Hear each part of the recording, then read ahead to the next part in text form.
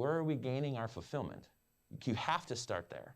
How are you gaining your fulfillment? We say educate the caregiver and serve the patient. That's all we do. Really, really high performance and really, really high potential, those are what we call star performers. And if we're looking at someone who has a really, really low performance and really, really low potential, we call those icebergs. So even the smallest iceberg can sink the mightiest ship, right? So when we look at that chart, to have really, really high potential and really, really low performance, we call those problem children or problem child. And that's actually why one of the questions for Demoline the other day was, when I come into a job, we're already assuming we're supposed to have really, really high performance. And my advisement, and then Ben saying, well, actually, everyone who's hired has really, really high potential. We assume everyone coming into a job has an incredible amount of potential to do that job. But when we say that we have really, really high performance and relatively low potential, that's what we call a backbone. So backbones is actually a really, really good place to be in a work environment. Like your organizations need backbones. You need people to come in, do the job, knock the hell out of it. But when we define potential, at least as we define it internally, potential is the opportunity to either improve oneself or improve the team. So that's when we talk about performance and potential on star players. Well, if they're already performing really high, how can they have high potential? It's, well, they have high potential to be leaders and mentors. So I always say that your backbones is how we collectively fail as an industry. We have a backbone technician. They're amazing at their job. They knock that shit out of the park. And we're like, hey, can you come be an office manager now? And it's like, they have no idea how to be an office manager. They know how to be a technician, or they know how to be a veterinarian. Yep, down here in the corner.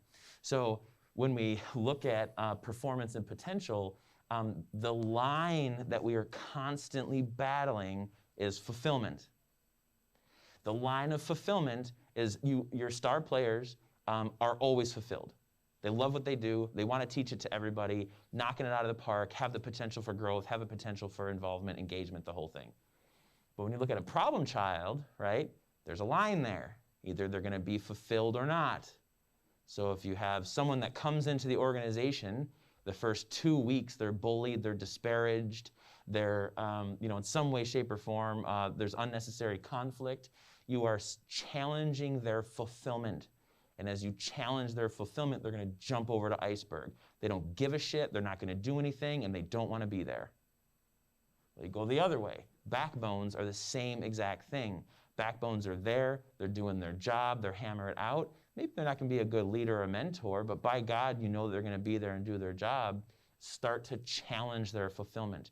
That happens quite commonly for us that have clinics that sell corporate, right? You start to have the foot on your neck, the hand keeping you down. There's a ladder to climb. Maybe one day you'll get to do a regional manager. It's like, fuck that manager job.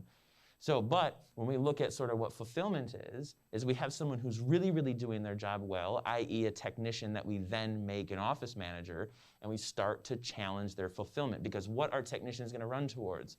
Some way they can make more money. They're all underpaid. So we're like, hey, why don't you come be my office manager? I'll give you $20 an hour, $25 an hour. Shit, yeah, I'll do that job, but I'm not fulfilled by it. I don't want to deal with people. I'm here because I'm really good at doing technical stuff with animals. Well, then what starts to happen? They start to challenge their fulfillment. They start to come down. Their performance drops off.